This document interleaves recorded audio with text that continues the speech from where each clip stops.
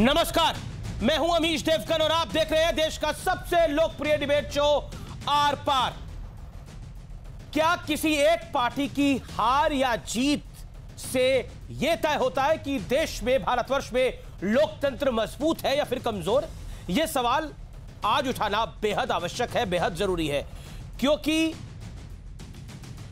Congress party के पूर्व अध्यक्ष, कांग्रेस पार्टी के कद्दावर नेता राहुल गांधी ने मोदी सरकार पर निशाना साधते हुए कहा है कि चुनाव तो इराक के तानाशाह सद्दाम हुसैन और लीबिया के तानाशाह मुअम्मर गद्दाफी भी जीत जाते हैं। सवाल है कि क्या यह तुलना वाकई जायज है गद्दाफी के साथ के मुल्क की और भारत की?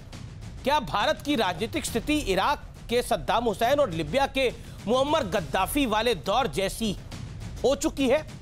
भारतीय लोकतंत्र के खिलाफ एजेंडा वाली कोई विदेशी रिपोर्ट आती है तो विपक्ष के नेता अपने ही देश की सरकार पर सवाल उठाते हैं। क्या दुनिया के सबसे बड़े लोकतंत्र यानी भारत को किसी दूसरे मुल्क की लोकतंत्र पर शिक्षा की आवश्यक है?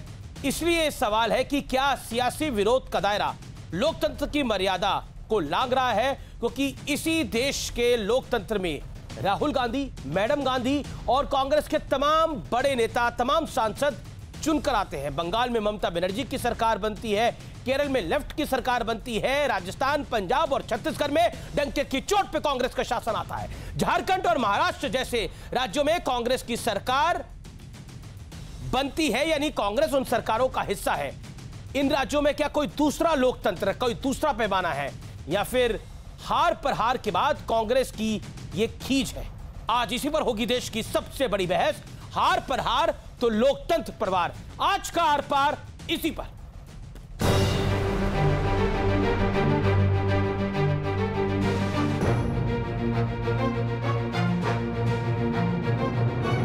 ये लड़ाई लोकतंत्र बचाने की है या फिर अपना सियासी तंत्र संभालने की?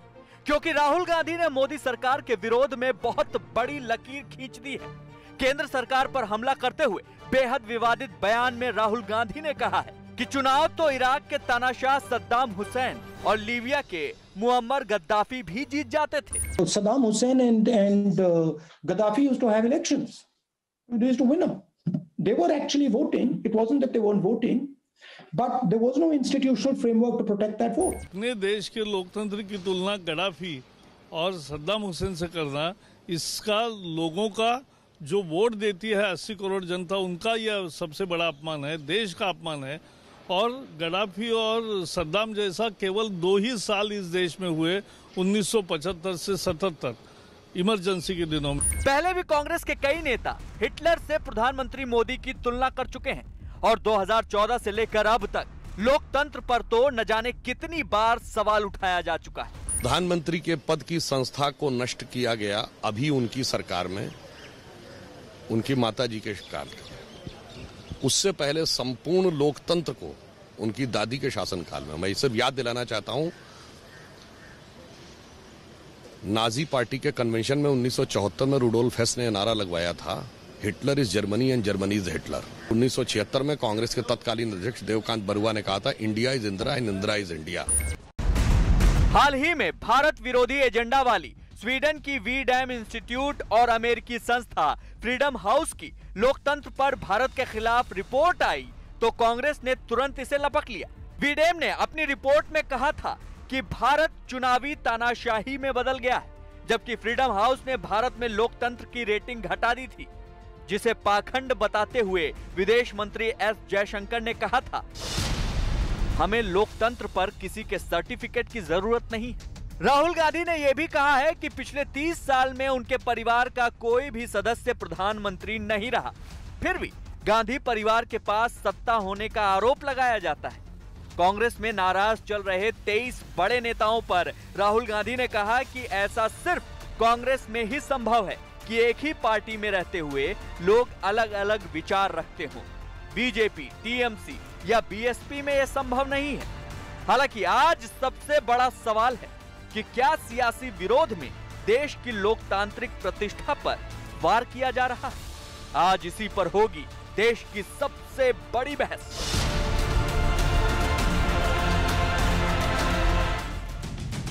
और अब वक्त है आर पार के सुप्रसिद्ध विश्लेषण का, लोकतंत्र के पर दोहरे चश्मे का विश्लेषण। आइए आपको दिखाते हैं। और इस विश्लेषण का पहला भाग यह है कि इसी लोकतंत्र में राहुल गांधी, माननीय राहुल गांधी वायनाड से चुनाव जीतकर सांसद बने। इसी लोकतंत्र में पंजाब, राजस्थान, छत्तीसगढ़ में कांग्रेस का शासन आया। इसी लोकतंत्र में सोनिया गांधी रायबरेली जीतकर सांसद बनी। 3 राज्यों में कांग्रेस की सरकार, 2 राज्यों में कांग्रेस साझेदार है। इसी देश का लोकतंत्र है, इसी देश की जनता जनार्दन है। क्या कांग्रेस सरकार वाले राज्यों का लोकतंत्र अलग है और जो देश का लोकतंत्र है वो अलग है? आज ये बहस बिल्कुल तार्किक है। मेरे साथ इस चर्चा में आज ज्यादा लंबी चौड़ी मेहमानों की लिस्ट नहीं है। मेरे साथ 2 दिग्गज प्रवक्ता हैं, अपनी अपनी पार्टी की बात रखेंगे। मेरे साथ बीजेपी से भारतीय जनता पार्टी के प्रवक्ता और मणिपुर के प्रभारी डॉक्टर संबित पात्रा इस समय बंगाल में है, बंगाल का मीडिया प्रभार देख रहे हैं। मेरे साथ सुप्रिया श्रीनेत मौजूद है, ये आसाम से मौजूद है। तो दोनों ही चुनावी राज्यों से मौजूद है। आप दोनों का अभिनंदन है। कांग्रेस की प्रवक्ता है, आप दोनों का अभिनंदन है। संबित पात्रा, पहला सवाल आपसे बनता है। पहला सवाल आपसे इसलिए बनता है क्योंकि राहुल गांधी ने प्रोफेसर साहब से जो बात करी और उसमें खुले तौर पे बोला कि चुनाव तो गद्दाफी भी जीतते थे, चुनाव तो सद्दाम हुसैन भी जीतते थे। इसका मतलब क्या है? देखिए अमीश भाई, जहां तक राहुल गांधी जी का सवाल है, मैं इसको 2 भागों में उत्तर देता हूं। पहला भाग है कि इसे पूरा देश सीरियसली लेता नहीं है, राहुल गांधी जी को ही सीरियसली लेता नहीं है। और वो होता है ना, एक स्टूडेंट होता है, एक बच्चा होता है जो एग्ज़ाम में जब रिजल्ट अच्छे नहीं आता है तो वो इंक फैल गया जी, क्वेश्चन पेपर डिफ़िकल्ट था, टीचर ने बाकी सब लोगों को तो अलाउ किया, मुझे अलाउ नहीं किया, और घंटी मेरे लिए पहले बज गई, बाकी लोगों ने तो पूरा 3 घंटे एग्ज़ाम लिखा। इस प्रकार कह के कहीं ना कहीं अपने आप को बचाने का प्रयास करता है। इसलिए राहुल गांधी भी उसी प्रकार से करते हैं। खुद सत्ता में आ नहीं पा रहे हैं, बार बार उनके नेतृत्व में कांग्रेस पार्टी को हार का मुंह देखना पड़ रहा है। तो कहीं ना कहीं एक ओनस शिफ्टिंग कि ये ठीकरा किसी और के सरफे पर फोड़ा जाए, मोदी जी को गद्दाफी बोल दिया जाए, भारत के लोकतंत्र को यहां बताया जाए कि लोकतंत्र तो हिंदुस्तान है ही नहीं, इलेक्शन कमीशन को गाली दी जाए, सुप्रीम कोर्ट को गाली दी जाए और खुद बचा जाए। एक तो यह है। मगर दुख जो है दूसरे विषय पर लगता है। दुख मुझे इस बात पर लगता है कि देखिए, राहुल गांधी, आप कुछ भी कहिए, एक सांसद हैं आज, और राहुल गांधी जी का परिवार एक लंबे समय तक भारत की राजनीति में एक महत्वपूर्ण परिवार रहा है। जब राहुल गांधी इस प्रकार का अनर्गल प्रलाप करते हैं तो स्वाभाविक रूप से एक इंटरनेशनल ट्रैक्शन इस पे होता है। याद करिए, जब आर्टिकल 370 एब्रोगेट हुआ था, राहुल गांधी ने कहा था हजारों कश्मीरी मारे गए। अगले दिन इसको पाकिस्तान ने इस्तेमाल किया था, इमरान खान ने डोसियर के रूप में इसको संयुक्त राष्ट्र में इसको प्रस्तुत किया था। ठीक उसी प्रकार जब गद्दाफी कहते हैं, जब सद्दाम हुसैन कहते हैं, जब कहते हैं कि India is no more democratic country, तो इसका इस्तेमाल पाकिस्तान और बाकी देश, आप याद करिए, वीडम की रिपोर्ट हो चाहे फ्रीडम हाउस की रिपोर्ट हो, ये सारा इस्तेमाल पाकिस्तान कर रही है। इस विषय पर लेकर दुख लगता है। जी सुप्रिया श्रीनेत जी, आपसे भी मेरा यही सवाल है कि सद्दाम हुसैन और गद्दाफी भी चुनाव करवाते थे, तब लोग वोट तो डालते थे लेकिन सच में अपना मत नहीं देते थे। क्या आपको लगता है कि भारत में लोकतंत्र नहीं है? क्योंकि इन्हीं चुनावों के अंदर, इन्हीं चुनावों से मैडम गांधी या फिर श्रीमान राहुल गांधी दोनों चुनाव जीत कर आए हैं, दोनों अब लोकसभा के सदस्य हैं। इन्हीं चुनावों के, इसी लोकतंत्र के प्रोसेस से आपकी सरकार बनी है छत्तीसगढ़ के अंदर, राजस्थान के अंदर और पंजाब के अंदर। जी धन्यवाद आपको और आपके सारे व्यूअर्स को मेरा नमस्कार असम से। मैं सबसे पहले तो आपकी क्वेश्चन पर टिप्पणी करूं, मैं जरूर सोचना चाहती हूं, और ये मैं कांग्रेस पार्टी की प्रवक्ता होने के नाते नहीं पूछ रही हूं, इस देश की जनता होने के नाते मैं ये पूछना चाहती हूं कि वो दिन कब आएगा जब प्रधानमंत्री मोदी 7 साल के कार्यकाल के बाद एक प्रेस कॉन्फ्रेंस करेंगे, बिना स्क्रिप्ट के इंटरव्यू करेंगे, कुछ ऐसे सवालों का जवाब देंगे जो संभवतः लोगों को थोड़े कठिन और करारे लगते हैं, कुछ अनईजी बातें करेंगे। वो दिन शायद नहीं आएगा, ये आस ही रह जाएगी, क्योंकि मोदी जी तो स्क्रिप्टेड इंटरव्यूज करते हैं, टेलीप्रॉम्प्टर पर देख के पढ़ते हैं, वो क्वेश्चंस का सामना ही नहीं करते हैं, क्वेश्चंस की जगह मोरों के साथ तस्वीर उनकी बांट दी जाती है। खैर, अपनी आशा करना तो प्रधानमंत्री से हमारा भी हक है। ऐसा है कि इलेक्टोरल ऑटोक्रेसी एक शब्द है और उसके बारे में राहुल गांधी जी ने बात करी कि हाँ, इस देश में चुनाव हो रहा है और उस लोकतंत्र पे हमें कोई दिक्कत नहीं है। दिक्कत है कि किस तरह से लोकतंत्र आज इस देश में उसका दमन हो रहा है। आज इस देश में पत्रकारों को, स्टूडेंट्स को, एक्टिविस्ट को सरकार से सवाल पूछने के लिए, सरकार की निंदा करने के लिए जेल जाना पड़ता है, देशद्रोह के चार्ज लग जाते हैं। आज इस देश में जब विपक्ष का एक नेता खड़े होकर बोलता है तो लोकसभा का स्पीकर जो होता है माइक वो ऑफ कर दिया जाता है। आज इस देश में जब लीडर ऑफ द ऑपोजिशन खड़े होकर बोलता है कि हमें टीवी पर नहीं दिखाया जा रहा, संसद टीवी पर, तो लोकसभा के स्पीकर पलट के पूछते हैं क्या आपका हंगामा दिखाएं हम? तो क्या 2014 से पहले हम हंगामा दिखाते थे जब विपक्ष को दिखाते थे, या एक सशक्त देश की बात करते थे?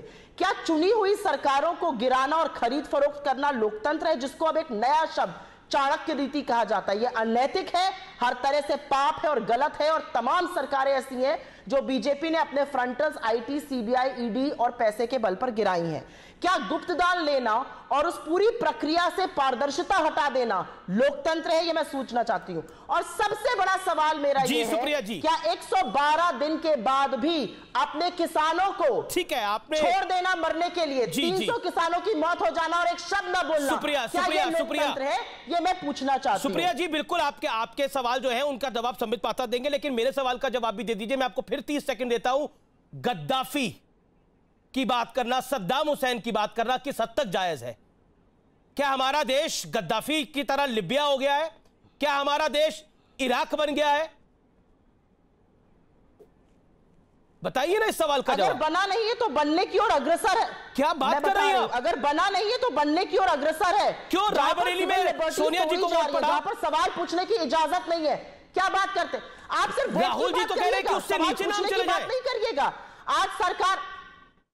आज सरकार बैठकर नीति बनाती है कि मीडिया को कैसे कंट्रोल किया जाए, उसके ऊपर एक रिपोर्ट आती है और मीडिया में सुई पटक सन्नाटा रहता है। ये लोकतंत्र का हाल है आज हमारे देश में। जीवन की एक रिपोर्ट आई थी ना, जिसमें न्यूट्रलाइज मीडिया को पूछा गया था। ये लोकतंत्र है? आपको लगता है कि ये इलेक्टेड रिप्रेजेंटेटिव इसी मीडिया में बैठकर तो डेली आप अपनी बात रखती हैं, इसी मीडिया पर बैठ के अपनी बात रखती है। इस समय लाइव चल रही है आपकी बात। अगर आपको यकीन नहीं होता तो आप खुद चैनल को खोल के देख लीजिए, ट्विटर पर लोग आपको बता देंगे। चलिए, आपकी अपनी बात है, लेकिन सुप्रिया जी, चरण वंदन के बीच में मैं किसी तरह से अपनी बात रख लेती हूं, लेकिन कितने लोग इस देश में अपनी बात रख पा रहे हैं? क्यों लोगों के ऊपर देशद्रोह के कानून लगते हैं? मुझे इस बात का बताया जाए। ठीक है, आपकी तकलीफ है कि देशद्रोह, आपकी तकलीफ है कि लोगों पे देशद्रोह के कानून क्यों लगते हैं? बताइए। नहीं तो उसके आपको लगता है ये लोकतंत्र है? आपको लगता है इलेक्टेड सरकारें? मुझे लगता है देश में मुझे लगता है इस देश के अंदर लोकतंत्र है। मेरा इस देश के संविधान और लोकतंत्र में बड़ा बिलीव है। एज अ जर्नलिस्ट मुझे लगता है इस मुल्क के अंदर लोकतंत्र है। अगर आप मुझसे ये सवाल पूछिए तो इसका जवाब यही है कि हाँ, इस देश में लोकतंत्र है। संबित को मैं लेके आता हूँ। संबित देखिए, सुप्रिया जी कह रही है कि यहाँ पर आजादी नहीं है। आपने मेरे लोकतंत्र का हनन किया, मैं बोल रही थी अभी, लेकिन आप बीच में ले लीजिए, मेरे पे मत आरोप लगाइए। मैं तो एक पत्रकार हूँ, आप अपनी बात को रखिए। मैडम, आप तो बड़ी नेता है, बड़ी प्रवक्ता है, अपनी बात तो रखिए। 30 सेकंड लीजिए। मैं किसी के लोकतंत्र का हनन नहीं कर रहा, आप अपनी बात को रखिए। बोलने दिया, मुझे भी बोलने दीजिए। मैडम, आपने 2.5 मिनट बोला, संबित पात्रा ने 2.25 मिनट बोला। हमारे यहाँ टाइमर चल रहा है, उसके बाद भी आपने 40 सेकंड बोला, उसके बाद भी फिर आपने 30 सेकंड बोला। आप और 25 सेकंड ले लीजिए। 1 मिनट के अंदर कोई ट्रेन नहीं निकल जाएगी किसी की। बोलिए आप अपनी। बोल लो तो मैं फिर मैं बोलूंगी। बोलिए मैडम, बोल लीजिए। अगर आपको लगता है कि चुनी हुई सरकार के, पहले आप बोल लीजिए, खत्म कर लीजिए, फिर मैं बोलना शुरू करूं। अगर आपको लगता है कि चुनी हुई सरकार के 9 मंत्री बैठकर ये साजिश करते हैं कि किस तरह से मीडिया को न्यूट्रलाइज किया जाए, उनके ऊपर सर्वेलेंस, और ये पूरी रिपोर्ट में है जिसका अभी तक सरकार ने खंडन नहीं किया है, किस तरह से उनको कुछ एक्स्ट्रा दिया जाए कैलिब्रेटेड वे में, ये लोकतंत्र अगर आपको लगता है तो ऐसा लोकतंत्र मुझे लगता है सिर्फ आप ही को समझ में आ रहा है, मुझे तो नहीं समझ में। ठीक है संबित पात्रा, गद्दाफी के मुल्क से भी, यानी लिबिया से भी हमारे खराब हालात हो चुके हैं, इराक से भी हमारे खराब हालात हो चुके हैं, उससे भी हम नीचे जा रहे हैं और ना जाने क्या क्या। बताइए। अब ये इतने हार के बाद इनके दिमाग की हालत ही खराब हो रही है। अब हम क्या करेंगे बताइए। देखिए, यहाँ पर कहा गया कि लोकतंत्र हिंदुस्तान में क्यों समाप्त हो गया, क्योंकि नरेंद्र मोदी जी स्क्रिप्टेड इंटरव्यू देते हैं। मैं आपको एक स्क्रिप्टेड इंटरव्यू का उदाहरण देता हूँ। एक बहुत बड़े पत्रकार, देश के बहुत जाने माने पत्रकार है, उन्होंने आदरणीय सोनिया गांधी जी का पत्रकार वार्ता लिया, उनका इंटरव्यू लिया, और इंटरव्यू में उनसे पूछा मैडम, आप सुबह इडली खाती हैं कि डोसा खाती हैं या पास्ता खाती हैं? आप खुद बनाती हैं या घर में कोई और बनाता है? फिर मैडम ने पूरा रेसिपी बताया, मैं ऐसे ऐसे करके पास्ता बनाती हूँ, फिर मैं डोसा खाती हूँ। ये बताइए कितना डेमोक्रेटिक इंटरव्यू था? मोदी जी तो बताते भी नहीं है वो क्या खाते हैं सुबह नाश्ते में, बताइए। और तो डेमोक्रेसी तो खत्म ही हो जाएगा ना देश में। दूसरी बात है, 2012 में कुदम में, आप जरा निकालिए, अभी आप अपने आर्काइव को कहिए, आप अपने पीसीआर को कहिए, जरा रिसर्च निकालेंगे। एक दिन में कुदम के अंदर मनमोहन जी की सरकार ने 50,000 लोगों के ऊपर एफआईआर किया, 23,000 लोगों को गिरफ्तार किया, 9,000 लोगों को सिडिशन देशद्रोह के चार्ज में गिरफ्तार किया एक दिन में। ये विश्व का एक रिकॉर्ड कायम किया। और गद्दाफी हम हैं, हिटलर हम हैं, मुसोलिनी हम हैं। कमाल की बात है। तीसरी बात है, यहां पर कहा गया कि हम सरकार गिरा देते हैं। अब बताइए, जहां भी सरकार गिरी है, जहां भी सरकार बदला हुआ है, आप तो सुप्रीम कोर्ट गए, सुप्रीम कोर्ट ने पूरी विषय की सुनवाई की। 86 बार आपने प्रेसिडेंट रूल लगाया था अपने समय में। मैं उन आंकड़ों में नहीं जा रहा हूं। आज भी हिंदुस्तान की डेमोक्रेसी इतनी स्ट्रांग है कि सुप्रीम कोर्ट एक ऐसा इंस्टीट्यूशन है जो सुनवाई करता है और अपनी जजमेंट देता है। आप सुप्रीम कोर्ट में केस हार जाती हैं तो आप वहां पर चीफ जस्टिस ऑफ इंडिया को इम्पीच करना चाहते हैं। आप इलेक्शन में हार जाते हैं तो इलेक्शन कमीशन के खिलाफ लंदन में जाके प्रेस कॉन्फ्रेंस करते हैं। इंडियन आर्मी सर्जिकल स्ट्राइक करती है तो आप इंडिया के आर्मी को सड़क का गुंडा कहते हैं। अरे आप अपने लीडर को बचाने के आप इंडिया की, मतलब आप एक व्यक्ति को बचाने के चक्कर में इंडिया की सारी इंस्टीट्यूशंस को अपमानित करेंगे, इंडिया को इराक और लीबिया बता देंगे। और तो और आरएसएस को जाके लंदन में आपने आईएसआईएस के साथ कंपेयर कर दिया था। मैं सवाल पूछता हूं, ये हम जो आरएसएस है वो मुस्लिम ब्रदरहुड के साथ समान है। 2013 में एक लास्ट सवाल पूछ के खत्म कर रहा हूं। 2013 में सोनिया गांधी जी के मौजूदगी में सुशील कुमार सिंधे जी ने कहा था बीजेपी जो है और आरएसएस जो है वो टेरर कैंप चलाती है, टेररिस्ट लोगों को ट्रेनिंग देती है। पूछिए जरा, हमारे देश में हम लोग टेरर कैंप चलाते हैं? हम लीबिया और इराक हैं? ये क्या मजाक बना रखा है इन लोगों ने? जवाब सुप्रिया जी, अब आपका टाइम है, बोलिए। और मैं होप करती हूं कि आप मेरे बीच में नहीं बोलेगा जैसे उनके बीच में नहीं बोले थे और लोकतंत्र बहाल रहेगा एटलीस्ट इस डिबेट में। मुझे लगता है व्यक्तिगत आक्षेप जैसे दिमाग खराब हो जाने जैसी बातें नहीं बोलनी चाहिए, क्योंकि अगर आप एक बोलिएगा तो मैं आपको 4 खरी खोटी सुनाऊंगी और आपसे बदतर भाषा में सुना सकती हूं। तो इस भाषा का प्रयोग मत करिए, अच्छा रहेगा आपके लिए और आपके नेताओं के लिए। खैर, मुझे नहीं पता आम चूस कर खाते हैं या काट कर खाते हैं, कौन से लोकतंत्र का वर्णन था। मुझे नहीं पता कोई टॉनिक वॉनिक लेते हैं आप, कौन से लोकतंत्र की वार्ता प्रधानमंत्री जी कर रहे थे, पता नहीं। मतलब ये सब तो इलेक्शन के दौरान दिए हुए इंटरव्यू से मैं कोट कर रही हूं कि भाई आम चूस कर खाते हैं, काट कर खाते हैं, टॉनिक पीते हैं, दुखती नहीं होते हैं। आप मुझे सिर्फ ये बात बताइए कि ये दोहरा मापदंड कैसे चलेगा। New York times, time magazine, Fortune, ये वॉशिंगटन पोस्ट, WSJ जब 2014 से पहले यूपीएससी की सरकार के खिलाफ लिखता था तो इन्हीं के मंत्री, और मेरे पास तमामों सबूत हैं, जो उसको कोट कर करके फेसबुक और ट्विटर पे करते थे, उसको कोट करते थे पार्लियामेंट में। तब सब कुछ ठीक था, तब सब चंगा सी। जब आपके ऊपर ये सारी संस्थाएं सवाल उठाती हैं या डेमोक्रेट सवाल उठाते हैं या यूके पार्लियामेंट पे आप पे सवाल उठता है तो आपको बड़ी चिंता हो जाती है। तो आपकी फॉरेन मिनिस्ट्री जो है वो बच्चों की तरह एक स्टेटमेंट इशू करने लगती है, आप लोगों को देशद्रोह का चार्ज लगाने लगते हैं, आप कहने लगते हैं आपके खिलाफ एक साजिश और एक षड्यंत्र चल रहा है। ये कहां तक है? ये दोहरा मापदंड, ये पाखंड कैसे चलेगा? जब आपके जमाने में नहीं होता था तो सब मीठा मीठा गप था, अब कड़वा कड़वा थूक है। मैं एक और सवाल पूछना चाहती हूं, आरएसएस को बैन तो सरदार वल्लभ भाई पटेल ने किया था, तो क्या उनका नाम बदलकर अपना नाम रख लेना इसी का बदला लेने जैसी बात थी? ये मैं आपसे जरूर पूछना चाहती हूं। और मैं एक बात और पूछना चाहती हूं इनको वापस फ्लोर देने से पहले, कि जो मीडिया की बात अभी हो रही थी, मैंने एक सवाल उठाया और ये बहुत जरूरी सवाल है कि 9 मंत्री बैठकर एक रिपोर्ट बनाते हैं, उसके बेसिस पर इस देश के आईटी लॉज चेंज हो जाते हैं, कानून बन जाते हैं। इसका जिम्मेदार कौन है? कानून सदन बनाएगा या जीएमसी की रिपोर्ट जो कि मीडिया का नैरेटिव न्यूट्रलाइज करने के लिए होंगी? इसका आंसर मुझे चाहिए। संबित पात्रा इसका जवाब, लेकिन उसके साथ साथ मैं अपना सवाल जोड़ रहा हूं। संबित पात्रा, आप सुप्रिया जी की बात का जवाब दीजिएगा, लेकिन मेरे सवाल का भी जवाब दीजिए। क्या आपको लगता है कि राहुल गांधी जब बोल रहे हैं कि देश लीबिया के हालात से भी नीचे, इराक के भी हालात से नीचे चला जाएगा, तो निश्चित तौर पर उनके मन में कोई वेदना होगी जिसका वो जिक्र कर रहे हैं। लेकिन क्या ऐसा है कि सरकार, जो नरेंद्र मोदी की सरकार है, उसके ऊपर सवाल आप लेना ही नहीं चाहते? देखिए अमीश भाई, मैं आपकी इजाज़त हो तो 30 सेकंड में बिल्कुल अपने दिल की बात खोल के रखना चाहता हूँ। और क्यों इस प्रकार से कुछ वीडम संस्था हो, चाहे फ्रीडम हाउस हो, चाहे राहुल गांधी हो, चाहे पाकिस्तान हो, ये लोग क्यों इंडिया पे अटैक कर रहे हैं? देखिए 70 वर्षों तक इंडिया में एक स्टेटस क्वो वाली परिस्थिति थी। आर्टिकल 370 हट नहीं सकता था।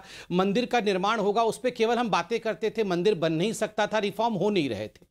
एनजीओ आती थी इंडिया में, कन्वर्शन इत्यादि करती थी, मजे से इनका काम चल रहा था और बाकी हमारे पॉलिटिशियन कमीशन खाते रहते थे।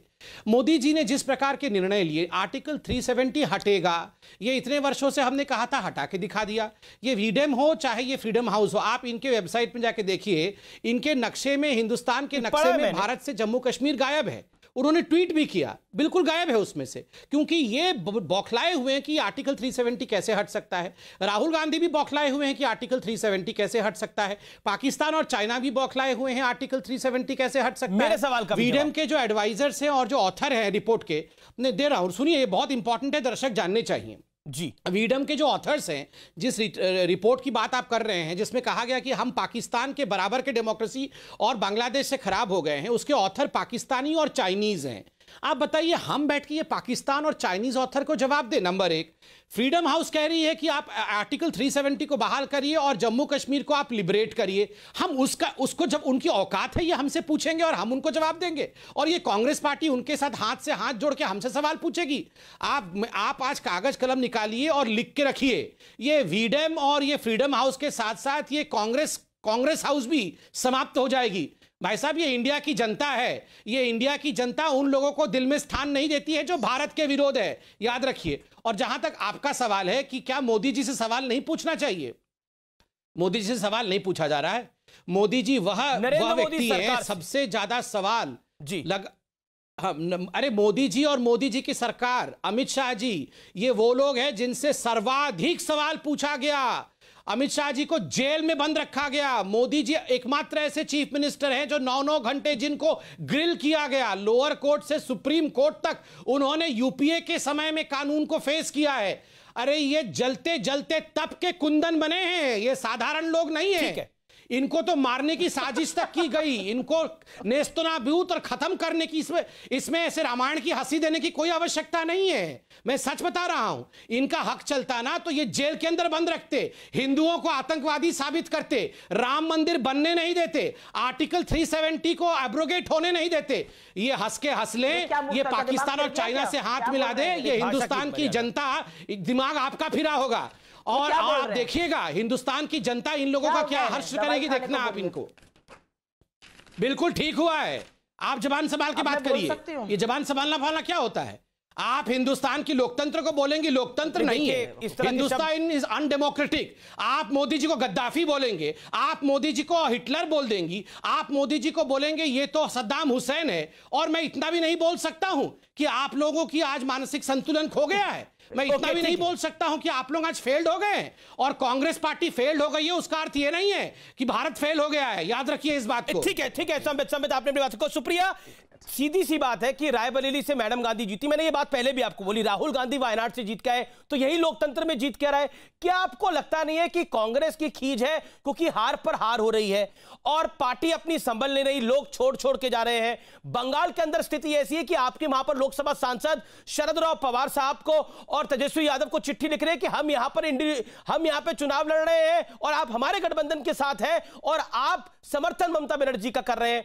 क्या आपको लगता नहीं है कि आपकी पार्टी में कंफ्यूजन की स्थिति है, उस वजह से हार रहे हैं? लेकिन ठीकरा देश पर, देश की जनता पर, यह देश की जनता का, वोटर का अपमान नहीं है जब आप कहते हैं कि यह मुल्क गद्दाफी के मुल्क के जैसा है, यह मुल्क सद्दाम हुसैन के मुल्क के जैसा है? जिन्होंने राहुल गांधी को चुनाव जिताया, जिन्होंने कांग्रेस के 52 सांसद दिए, ये जनता की कृपा तो थी तो 52 सांसद मिले। अगर बीजेपी को 303 मिले और आपको 52 मिले, कि एक भी सांसद, आप भी चुनाव लड़िए मैडम, आपको भी जो वोट मिले वो जनता की कृपा से ही मिले।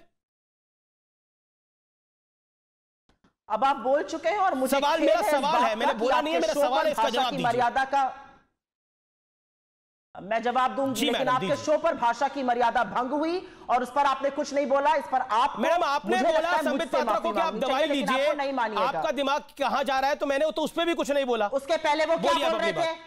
वो देश के मेन विपक्ष को कहते हैं हम पाकिस्तान के साथ खड़े हैं। कैसी बेहूदगी की बातें करते हैं ये लोग। दिमागी संतुलन इनका बदल चुका है। बेहूदगी की बात बिल्कुल सही बात है। जब ये देश बिल्कुल सही बात है, आप पाकिस्तान और चाइना के साथ ही खड़े हैं, जैसी बातें आप लोग करते हैं। मैं डिबेट नहीं करूंगी, अगर ये बोलेंगे तो क्या चुप रहिए, चुप रहिए, आप चुप रहिए, बिल्कुल उठिए और जाइए, बिल्कुल मत करिए डिबेट, कोई आवश्यकता नहीं है डिबेट करने की। देखिए आप चुप रहिए ना, आप चुप रहिए। ये क्या हेडमास्टर, नहीं ये हेडमास्टर की तरह चुप रहिए, चिल्लाना बंद करवाइए इनसे। ये हेडमास्टर की तरह रोज आके चुप रहिए, बैठ जाओ। मैं ज्यादा बदतमीज बन सकती हूँ, ये किस प्रकार की बातें हैं? अच्छा ठीक है संबित, खिसियानी बिल्ली आप होंगी, मैं नहीं हूँ। संबित आप शांत रहिए। तुम बिल्ले हो, बिल्ली। अरे मैं आराम से बात कर रहा हूँ। बिल्ले हैं आप, किसियानी बिल्ले। आप बिल्ली हैं, चलिए मैं बिल्ला, आप बिल्ली, चलिए बोलिए। अब बोलने दीजिए। मैं इतने तर्कहीन और स्तरहीन व्यक्ति के साथ यूजुअली डिबेट नहीं करना चाहती हूं। पता नहीं आप लोग क्यों चाहते हैं कि मैं। अरे स्तरहीन होगा तुम्हारा राहुल गांधी, आपका राहुल गांधी स्तरहीन है और तर्कहीन है। वही एक व्यक्ति है पूरे हिंदुस्तान में जो स्तरहीन और तर्कहीन है, याद रखिए। अच्छा, देश में गद्दाफी, देश में मुसोलिनी, हिटलर, संबित ये स्तर की बातें हैं। मोदी जी गद्दाफी है। मेरा निवेदन है संबित और सुप्रिया, अमीश भाई हम लोगों ने बहुत सह लिया है। रोज इस देश को गाली पड़ती है, रोज इंटरनेशनल हेडलाइन चल रहा है पाकिस्तान में। मेरा निवेदन, हम गद्दाफी से भी गए गुजरे हैं और इस डिबेट में कहा जा रहा है कि हम इराक से भी खराब हैं। संबित आपने अपनी बात को रखा, मेरा निवेदन स्वीकार करें। सुप्रिया आप अपनी बात को रखिए। Supriya your turn, make your point. मैं मूर्खता की बातें ना सुनती हूं और यहां ना बैठ के इनका प्रवचन सुनूंगी, ना इनकी बेहुदगी सुनूंगी, ना इनकी तर्कहीन और स्तरहीन बातें सुनूंगी। मैं सवाल पूछना चाहती हूं, 300 किसान मर गए, क्यों नहीं एक शब्द निकला आज तक संबित पात्रा या इनके आका के मुंह से? सत्यपाल महाराज तो आपके मंत्री थे ना, गवर्नर है ना, क्या आके कहते हैं कि किसानों के साथ नाइंसाफी और ये किसान खाली हाथ नहीं जाने चाहिए, मोदी सरकार को किसानों से माफी मांगनी चाहिए। सत्यपाल मलिक, क्यों नहीं आप उनकी बात सुनते हैं? क्यों नहीं आप अपने नेताओं की बात सुनते हैं? क्यों 105 मंत्रियों ने, 105 विधायकों ने लिख कर दिया योगी के खिलाफ, क्यों नहीं उनकी बात सुनते हैं? आप इंटरनल पार्टी डेमोक्रेसी की बात करिएगा, भ्रष्टाचार के चार्ज में आपके मुख्यमंत्री चले जाते हैं, आप हमें पाठ पढ़ाइएगा। आपके मुख्यमंत्री आकर यहां पर नारी विरोधी बातें करते हैं, कहते हैं रिप्ड जीन्स नहीं पहननी चाहिए लड़कों को, खट्टर कहते थे लड़कियों को जींस ही नहीं पहननी चाहिए। ऐसी कुंठित मानसिकता के लोग भरे पड़े, ये हमें लोकतंत्र सिखाएंगे? 2 कौड़ी की इनकी औकात नहीं है लोकतंत्र पे बात करने की। आए लोकतंत्र पे बात करने, इनकी सुन लो 1947 में देश भाषा की मर्यादा तो उनकी आप नहीं रखवा पाए थे, मेरे में भाषा की मर्यादा लेने चले आते हैं। मैं सुनूंगी हमारी बकवास। ये विक्टोरिया है, 2 कौड़ी की औकात नहीं है तुम्हारी। 2 कौड़ी की औकात नहीं है मोदी जी की, 2 कौड़ी की औकात नहीं है बीजेपी की, इनकी औकात है, इनकी औकात है। 2 कौड़ी की औकात नहीं है। अमीश भाई 2 कौड़ी की औकात मोदी जी को कहेंगे, मोदी जी की 2 कौड़ी की औकात नहीं है। आपकी कितनी औकात है? आपकी कितनी औकात है? आपकी कितनी औकात है? तुम्हारी कितनी औकात है? तुम्हारी कितनी औकात है? मोदी जी की 2 कौड़ी की औकात नहीं है। इतना बोलने की आप देख रहे हैं इनको, देख रही है, मैं महिला है, मैं इतना इनको कुछ बोल नहीं सकता। आप देख रहे गधा लंगूर ये क्या क्या भाषा का प्रयोग कर रही है। महिलाओं का देख रही है इसको, महिलाओं का सम्मान जो आपके लोग कर रहे हैं, आप सोचिए जरा, ये महिला सबसे बदतमीज अनएजुकेटेड इलिटरेट महिला है, ठीक राहुल गांधी की तरह। जब सबसे ज्यादा इलिटरेट महिला है,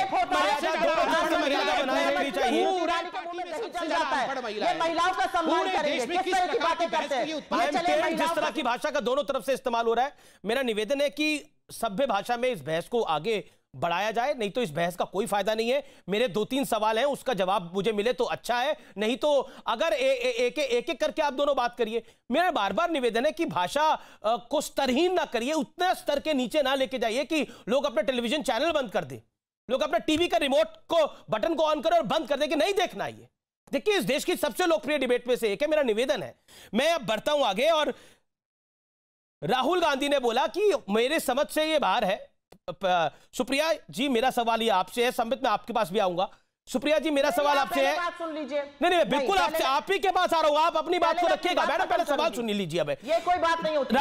राहुल जी ने बोला कि मेरे समझ से बाहर है कि जहां पर हमें 2/3 बहुमत मिला वहां हमारी 2 सीटें कैसे आ गई? छत्तीसगढ़, राजस्थान के अंदर हम जीत कर आते हैं, हमारी 0 सीट कैसे आ जाती है? क्या आपको लगता नहीं है कि इस देश की पब्लिक समझदारी से वोट करती है? विधानसभा में राजस्थान की विधानसभा चुनाव जो बोल रहे थे तो ग्राउंड पर था, वहां नारा लगाया जा रहा था मोदी तुझसे बैर नहीं, वसुंधरा तेरी खैर नहीं। इसलिए नरेंद्र मोदी को वहां अपार बहुमत मिला। लेकिन विधानसभा चुनाव के अंदर अशोक गहलोत के नाम पर वोट पड़ा, यह बिल्कुल स्पष्ट था। दिल्ली के अंदर 7 सांसद भारतीय जनता पार्टी के जीत कराते हैं, लेकिन जीत अरविंद केजरीवाल की होती है विधानसभा चुनावों के अंदर। तो ये तो लोकतंत्र ही है ना, उसी लोकतंत्र पे सवाल। वो कहते हैं मनी पावर थी इसलिए बीजेपी लोकसभा चुनाव जीत गई। बताइए मैडम, आपको नहीं लगता मनी पावर है बीजेपी के पास? आपको नहीं लगता है कि 99% पॉलिटिकल डोनेशन सिर्फ एक पार्टी को जाती हैं और पारदर्शिता पूरी तरह से खत्म कर दी कि बॉन्ड किसके नाम जाते हैं ये सिर्फ चुनी हुई सरकार को पता चलेगा बैंक्स के माध्यम से? आपको नहीं लगता ये पारदर्शिता नहीं है? आपको नहीं लगता कि पॉलिटिकल डोनेशन को सार्वजनिक करना चाहिए? मुझे नहीं पता आपको लगता है कि नहीं, मुझे तो लगता है ऐसा होना चाहिए। और बार बार क्योंकि यहां पर 2-4 बातें मेरे धर्म को लेकर हुई है तो मैं उस पर जरा जवाब देना चाहती हूं। हिंदू धर्म क्या है? सर्वधर्म संभाव। लेकिन आज हमारे देश में अगर एक लड़का पानी पीने मंदिर की ओर चला जाता है क्योंकि वो दूसरे धर्म का है, उसको पीटा जाता है। और प्रधानमंत्री, गृह मंत्री, वहां के लोग अपने मुंह में दही जमा कर रखते हैं। जब लड़कियों के खिलाफ रेप होता है और उनका चरित्र हनन होता है तो भाजपा के मुख्यमंत्री, प्रधानमंत्री और गृह मंत्री और बाल विकास की मंत्री अपने मुंह में दही जमा कर रखती हैं, आंखों पे पट्टी बांध लेती हैं। ये कौन सा देश आप बना रहे हैं? मेरे सवाल का भी जवाब दे दीजिए। मेरे सवाल का भी जवाब दे दीजिए। दिल्ली का चुनाव होता है, अरविंद केजरीवाल जीतते हैं, में क्यों आ जाते हैं? मैं सवाल अपना पूछ रहा हूं, मेरे सवाल का जवाब दे दीजिए। आप और लीजिए 40 सेकंड। मैं जवाब दूंगी जी। मैं और भी कुछ बोलना चाहती हूं। हमारे धर्म में कोई भी हवन, कोई भी पूजा जब तक शांति पाठ नहीं हो जाता खत्म नहीं होती है। क्या बोला जाता है? वनस्पति शांति, पृथ्वी शांति, ग्रह शांति की बिना खत्म नहीं होती। ये हर जगह वैमनस्य फैलाते हैं जाकर। क्या जवाब है आज इस देश का? मुझे बताइए। एक छोटे से बच्चे को पीटना ये हमारा धर्म? लेकिन आप जब उस छोटे बच्चे की बात करिए तो उस पुजारी की भी बात सुन लीजिए। जो पुजारी, जिस पुजारी ने इंटरव्यू दिया उस पुजारी ने भी बहुत कुछ कहा है। वहां पर भी बहुत कुछ कहा गया है। इसलिए ठीक है, आपने मेरे सवाल का जवाब नहीं दिया। अगर आपको लगता है सुप्रिया जी, मैं आपसे लोकतंत्र क्या दिल्ली में लोकतंत्र नहीं है? जहां अरविंद केजरीवाल 60 की 60 सीटें जीतते हैं और नरेंद्र मोदी 7 लोकसभा सीटें यहां पर जीतते हैं, तो क्या दिल्ली में लोकतंत्र नहीं है? इस सवाल का जवाब दीजिए ना। 15 सेकंड और लीजिए। केजरीवाल जो बड़ी चाटुकारिता, अरविंद केजरीवाल जो बड़ी चाटुकारिता करते फिर रहे थे, जाकर देख ले नया लॉ क्या है, किस तरह से अनइलेक्टेड एलजी को पावर दिया जा रहा है, ठीक है, काटे जा रहे हैं। अरविंद केजरीवाल भी चाटुकारिता कर रहे हैं। और अगर एक पत्रकार होने के नाते, आप पत्रकार होने के नाते अगर ये कहते हैं कि एक लड़के को कैमरे में पीटना सही था, कोई सही नहीं था ना, किसी ने उसको जस्टिफाई करा है। मेरा साफ कहना है कि इसमें 2 वर्जन है, दोनों वर्जन को सामने रखना चाहिए। एज अ रिपोर्टर मेरा काम ये है, मैं एक आंख बंद और दूसरी खुली नहीं रख सकता। बिल्कुल बच्चे को पीटना नफरत, बिल्कुल गलत है। कोई किसी को पीटे वो गलत है। संबित पात्रा जवाब दीजिए। बिल्कुल रिंकू शर्मा को भी पीटना गलत था, उसको जान से मारना भी गलत था। जवाब संबित पात्रा रिस्पॉन्ड। संबित जी, अब मैडम आपने अपनी बात को रखा, संबित आपकी टर्न है। जो राहुल गांधी ने बोला कि हमको छत्तीसगढ़ में 2/3 बहुमत मिलता है, लेकिन 2 सीटें कैसे मिलती है? राजस्थान में मेजॉरिटी मिलती है लेकिन 0 सीट कैसे मिलती है? ये मेरी समझ से बाहर है। चलिए मैं जवाब देता हूं। पहली बात तो इन्होंने कहा कि प्रधानमंत्री और अमित शाह जी के मुंह में क्या दही जम गया है, बाकी लोगों के मुंह में क्या दही जम गया है? जब ये रिंकू शर्मा मारा जाता है, अंकित शर्मा मारा जाता है, तो राहुल गांधी के मुंह में क्या जम जाता है? और जब कोई हिंदू मारा जाता है, पीटा जाता है, उसको गला काटा जाता है, कमलेश तिवारी का गला काटा गया, तो राहुल गांधी के मुंह में क्या था? क्या जमा हुआ था राहुल गांधी के मुंह में? हम सब जानते हैं राहुल गांधी के मुंह में तुष्टीकरण जमा हुआ। ये बीच में इसको बोलिए, बीच में नहीं चिल्लाएगी। मैं बीच में नहीं चिल्लाया था। आपने मुझे ऑफ कैमरा रखा था जब ये बोल रही थी, और मैं रिक्वेस्ट करूंगा इनको ऑफ कैमरा रखा जाए। तुम चुप रहो, बिल्कुल इसको साइड करो, इसको साइड करो। पहले बदतमीज महिला से मैं डिबेट नहीं करना चाहता हूं, बिल्कुल। देखिए, नंबर 1, ये बार बार कहती है कि मोदी जी के मुंह में दही जमा हुआ था। मैं पूछता हूं राहुल गांधी के मुंह में क्या जमा हुआ था? जनता इसका जवाब दे। राहुल गांधी के मुंह में क्या जमा होता है जब हिंदू मारा जाता है? नंबर 1। नंबर 2, देखिए, किसी को भी मारना पीटना अच्छी बात नहीं है, मगर यह कहना कि देश में लोकतंत्र नहीं है, कहीं ना कहीं पाकिस्तान के हाथ और चाइना के हाथ में जो MOU साइन किया था उसके लिए ये बिके हुए लोग हिंदुस्तान के खिलाफ ऐसा कहते हैं। माँ बेटे ने पैसा लिया है ये सब कहने के लिए। तीसरी बात मैं बता दूं, यहां पर कहा गया कि मोदी जी की 2 कौड़ी की औकात, बिल्कुल ठीक कह रहा हूं। यहां पर कहा गया कि मोदी जी की 2 कौड़ी की औकात है। मैं पूछता हूं मोदी जी की कितनी औकात है? ये हिंदुस्तान ने दिखाया है। मोदी जी प्रधान सेवक हैं, वो अपने, देखिए अमीश भाई, ये किस प्रकार की बात है? अमीश भाई, मैं तो पूरा शांति से, जब अमीश आप भाई, माँ बेटे मैंने कहेगा तो मैं अमीश भी भाई कहूंगी जब मैं फेंकू ये और बोल रही थी झांसाराम मैं के ऑफ आदमी। कैमरा था। बोलो फेंकू और झांसाराम के आदमी। अमीश भाई, फेंकू और ये आपसे झांसाराम के कंट्रोल आदमी, हो रहा है फेंकू डिबेट और या नहीं हो झांसाराम रहा के है? भक्त। कैसे अमीश तुमने भाई बोला? जब ये बोल अच्छा, रहे आपने थे क्यों तो तमीज से मैं बोला? उस आपने क्यों समय बोला राहुल मैं और उस सोनिया समय गांधी ऑफ जी के कैमरा लिए? रखा मैं गया था बोलूंगी। मुझे। कैसे जब आपकी ये हिम्मत हुई जब हमारे- ये बोल रही थी कैसे हिम्मत तो मैं हुई ऑफ आपकी कैमरा बोलने रखा की? गया था न्यूज़ कैसे 18 द्वारा, हिम्मत हुई और आपकी जब बोलने मैं की? बोल रहा हूं तो बीच फेंकू में और चिल्लाते रहेंगे, ऐसे झांसाराम कैसे हो के सकता है? सुप्रिया, मैं इंतजार मेरा करता हूं। निवेदन स्वीकार करें। संबित पात्रा अपनी बात रख ले 35 सेकंड के बाद, 35-40 सेकंड, फिर आप बोल लीजिएगा। इन्होंने मेरे लीडर्स के खिलाफ क्या ठीक है, आपने भी इनके नेता के खिलाफ बोला। देखिए, एक दूसरे पर आप अपनी बात रखिए, लेकिन एक दूसरे को बोलने तो दीजिए। बोलिए संबित, आपके 40 सेकंड है, फिर सुप्रिया आपका वक्त है। बोलिए संबित, क्विकली। देखिए, इन्होंने कहा मोदी जी की 2 कौड़ी की औकात है। नहीं, क्विकली काहे को? क्विकली काहे को? देश को यहां अपमानित किया जाएगा और मैं क्विकली बोल के चला जाऊं और ये गाली देते रहे देश को? 2 कौड़ी की औकात है मोदी जी की। मोदी जी देश के प्रधान सेवक हैं, देश की सेवा करते हैं वो। आपको क्या लगता है ये विक्टोरिया रानी और उनका जो क्लाउन प्रिंस है, इन्हीं की औकात है? इस देश में किसी गरीब की और किसी की इज्जत नहीं है, किसी की औकात नहीं है। इन्होंने मुझे गधा तक बुला दिया, मुझे बिल्ला। मैंने कहा खिसियानी बिल्ली खंबा नोचे। खिसियानी बिल्ली खंबा नोचे किसी व्यक्ति के लिए नहीं होता है। खिसियानी बिल्ली खंबा नोचे एक मुहावरा होता है। गधा, बिल्ला, सब कुछ पुकारते हैं ये लोग और फिर कहते हैं कि इलेक्शन जीतना है। कैसे जीतेंगे? अभी राहुल गांधी बंगाल में एक दिन भी नहीं आए। मोदी जी यहां आके 20 रैली करेंगे, 50-50 रैली आके हमारे नेता करेंगे, और जीतेंगे कैसे ये? अरे आप जितना गाली दे सकती है पूरे विश्व में कोई गाली नहीं दे सकता है, मैं मानता हूं। हाँ बिल्कुल, मान जाओ, तमीज से बात करो। फिर इसीलिए यही सीट में कन्वर्ट होगा बीजेपी की। कोई बात नहीं, यही सीट में कन्वर्ट होगा।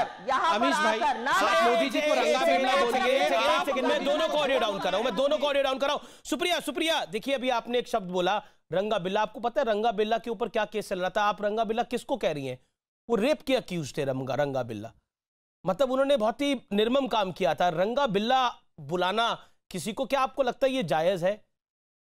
आपको क्या कहा? वो आपको वो गलत है, लेकिन इस तरह मैंने उनको भी बोला भाषा की मर्यादा रखिए, उनको भी मैंने बोला, लेकिन रंगा बिल्ला ना, बिल्कुल नहीं, आपने नहीं बोला। नो, आई एम सॉरी, आपने एक बार भी उनको चेक नहीं किया। वो निर्विरोध बोलते गए। ये गलत है जो इंडियन मीडिया ने करने दिया है भाजपा को, नेशनल टीवी पर आकर विपक्ष को गाली देना निर्विरोध। मैं अब ये नहीं सहूंगी। ये एक गाली देंगे, मैं इनको 4 गाली दूंगी, क्योंकि दीजिए गाली।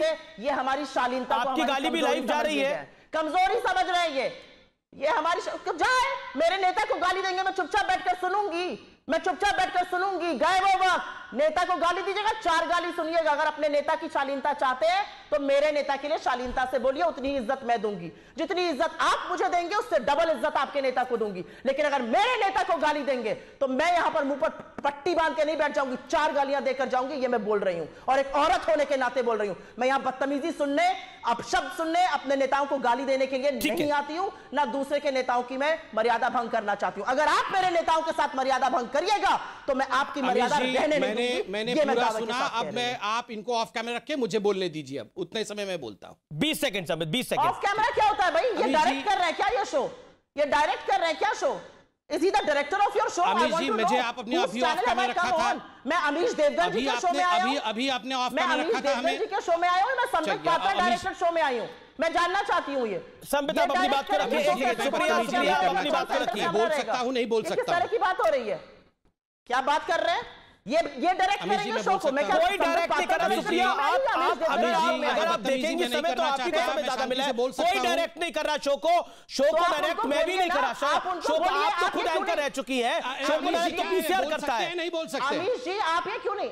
एक सेकंड, मेरा निवेदन है, मेरा आप दोनों से निवेदन है। एक सेकंड सुप्रिया, आपने अपनी बात को रखा, आपने अपनी बात को रखा, आपने अपनी बात को रखा, आपने पूरा ज्ञान दिया, आपने सब कुछ बोला कि मेरे नेता को 2 गाली देंगे, मैं 4 दूंगी, और अब हम ये नहीं सहेंगे, हम गाली देंगे और चाहे कुछ भी हो जाए। आपने सब कुछ बोला, सब कुछ लाइव गया। अब संबित पात्रा, आपका वक्त है। 30 सेकंड में आप अपनी बात को रखिए। आप, मुझे ये लग रहा है कि मेरी तो आवश्यकता ही नहीं है, आप लोग दोनों खुद ही पूरा शो निकाल लेंगे, क्योंकि दोनों सवालों का जवाब तो दीजिए मेरे। संबित, बोलिए अब आप। देखिए अमीश भाई, यहां प्रधानमंत्री को रंगा बिड़ला और रेपिस्ट कहा गया। देखिए, मैं किसी के बारे में कुछ कहना नहीं चाहता, मगर मैं कहना चाहता हूं सुकन्या रेप केस किसके ऊपर चला था और सुप्रीम कोर्ट में चला था। सुकन्या कौन है, सुकन्या की हत्या कैसे हुई, ये सब विषय में जनता जनार्दन पढ़े जरा। और किस लीडर के ऊपर सुकन्या रेप केस हुआ था, हु इज सुकन्याज रेपिस्ट, इस विषय में सभी लोग ट्वीट करें। क्योंकि प्रधानमंत्री को रंगा बिरला कहना, तो मैं भी सुकन्या जो हकीकत है मैं बयां कर रहा हूं। सुकन्या कौन थी, सुकन्या की हत्या किसने की, किसने रेप किया सुकन्या का, ये पूरी दुनिया जानती है। दूसरी बात मैं कहना चाहता हूं, यहां पर कहा गया कि मैं 4 गाली दूंगी प्रधानमंत्री को, मैं 4 गाली दूंगी इस देश को अगर आप लोग हमारे नेता के बारे में कहूं। हमने कभी गाली नहीं दी। राहुल गांधी को यह कहना कि राहुल गांधी परिपक्व नहीं है, राहुल गांधी देश को गाली देते हैं। राहुल गांधी ने एमओयू साइन किया अपनी मां के साथ मिलकर 2008 में चाइना के साथ, ये गाली नहीं है, ये हकीकत है। डोकलाम का 1 मिनट रुकिए, 1 सेकंड रुकिए। डोकलाम जब हुआ तो चाइना के टेंट के नीचे पाए गए ये लोग। क्यों पाए गए चाइना के टेंट के नीचे? क्यों पाए गए ये चाइना के टेंट के नीचे? पैसा नहीं लिया था चाइना से, ये मां बेटे जवाब दे। अब सुप्रिया की बारी, अब सुप्रिया की बारी है। 40 सेकंड सुप्रिया के, बोलिए। चीन अभी तक घर में क्यों है? बोलिए सुप्रिया। अमीश जी, मैं पूछना चाहती हूँ, चीन आज भी हमारे घर में क्यों बैठा हुआ है? ये इमेजरी कहती है, ये पीएलए के घुसे हुए लोग हैं, ये यूएस की रिपोर्ट कहती है। भारतीय सरकारों के नाम पर मुंह पे दही जम जाता है। क्यों नहीं बताते हैं मोदी जी कि आज भी डेप्सांग खाली क्यों नहीं हुआ है, हॉट स्प्रिंग्स खाली क्यों नहीं हुआ है, गलवान वैली खाली क्यों नहीं हुई है? इस बारे में वो क्यों नहीं बोलते? वो चीन का नाम लेने से क्यों कतराते हैं? हमें राष्ट्रीयता का सर्टिफिकेट यहां मत बांटिएगा। या तो खंडन करिए उन रिपोर्ट्स का जो कहती है कि चीन अभी भी अंदर है, या स्पष्टीकरण दीजिए कि कब चीन वापस और बाहर जाएगा। ठीक है, संबित का वक्त है। संबित, कोई घुसा हुआ नहीं था, चीन उसी स्टेटमेंट। ठीक है, आपने पूछा डेप्सांग से क्यों नहीं खाली, संबित उसका जवाब देंगे। संबित देखिए, किस समय चीन हिंदुस्तान में घुसा और एक इतना बड़ा हिस्सा हिंदुस्तान का कब गया, ये हिंदुस्तान का बच्चा जानता है। तभी भी हिंदुस्तान के नेताओं ने नहीं कहा, जब पीओके हमसे चला गया तब भी हमने नहीं कहा कि इंडिया में कोई डेमोक्रेसी नहीं है। मगर आज ये लोग, जब इंडिया कमजोर नहीं सशक्त होकर खड़ा है, चीन को जवाब दे रहा है, पाकिस्तान को जवाब दे पा रहा है, तब भी इनकी हिम्मत इतनी है, ये कह रहे हैं कि आज हम सद्दाम हुसैन और गद्दाफी हैं। वो इसलिए कह रहे हैं क्योंकि इनका काम था घुटने टेकना। ये सौदा करते थे पाकिस्तान के साथ और चीन के साथ और उनको जमीन देते थे। सुप्रिया आज हम जवाब दे रहे हैं, तो इनको लगता है हम गद्दाफी और सद्दाम हुसैन बने हुए। सुप्रिया की बात है। बात बता दीजिए अमीश जी, मुझे सिर्फ एक बात बता दीजिए, चीन हमारे देश में है या नहीं है? क्योंकि प्रधानमंत्री मोदी जी ने कहा था नहीं है, और चीन ने उसी को यूज करके सारे विश्व में स्टेटमेंट रिलीज किया। आज अमेरिका कहता है कि चीन हमारे घर में है, जिस हिस्से को नेहरू, इंदिरा गांधी ने और मनमोहन सिंह ने चाइना को और पाकिस्तान को दिया था, याद करिए। ये कायर आ गए।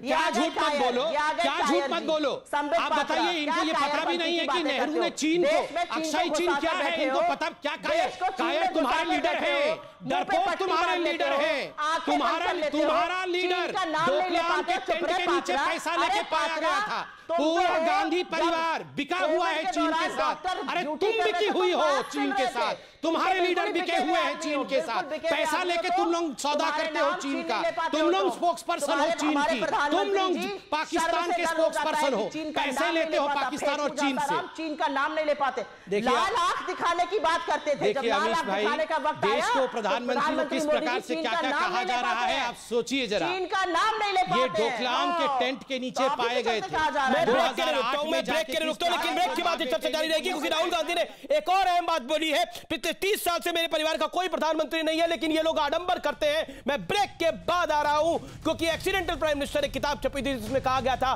कि रिमोट कंट्रोल से मनमोहन सिंह चलते थे। वो उन्हीं के एडवाइजर ने किताब लिखी थी, डॉक्टर मनमोहन सिंह के एडवाइजर थे। मैं एक ब्रेक ले रहा हूं, लेकिन ब्रेक के बाद वापस आ। वेलकम बैक, आप देख रहे हैं देश का सबसे लोकप्रिय कार्यक्रम आर पार। इस समय मेरे साथ सुप्रिया श्रीनेत है, कांग्रेस की प्रवक्ता, और संबित पात्रा है, भारतीय जनता पार्टी के प्रवक्ता। एक बार फिर इन दोनों का अभिनंदन है। सुप्रिया श्रीनेत, इस पूरे यूनिवर्सिटी में जो राहुल गांधी ने बोला उसकी एक और क्लिप है। उन्होंने राहुल गांधी ने बोला कि मैं विदेश की यूनिवर्सिटी में तो बात कर रहा हूं, लेकिन भारत की यूनिवर्सिटी में मुझे बोलने नहीं दिया जाता। क्या लगता नहीं है कि राहुल गांधी कहीं ना कहीं अपने मन में ये ज्यूम कर रहे हैं कि उनको बोलने से रोका जा रहा है? क्योंकि वो बोल रहे हैं, वो रैलियों में बोलते हैं, वो सदन में बोलते हैं, वो बाहर बोलते हैं, वो अपने कार्यक्रम करते हैं। किसने रोका है उनको? अभी भी ये बात बोल रहे हैं तो हम बहस कर रहे हैं, ये बात भी दिखाई रहे हैं। सुप्रिया जी। अमीश जी, आप तो ऐसी गजब बात बोल रहे हैं जैसे कि आपको पता ही नहीं है देश में क्या हो रहा है। साइंस सेमिनार्स करने सकते थे तो देश ने इस सरकार ने मना कर दिया था, बड़ी मुश्किल से परमिशन मिली। आपको लगता है कि कोई वीसी राहुल जी को बुलवा सकता है और उसकी नौकरी बची रहेगी? मैं 2-3 बातें लेकिन बस 20 सेकंड में कह देना चाहती हूं। ध्रुव सक्सेना आईटी सेल में भाजपा की काम करता था, पाकिस्तान के लिए मुखबिरी करते हुए पकड़ा गया था। मसर्रत आलम का प्रिवेंटिव डिटेंशन किसने कराया था खत्म?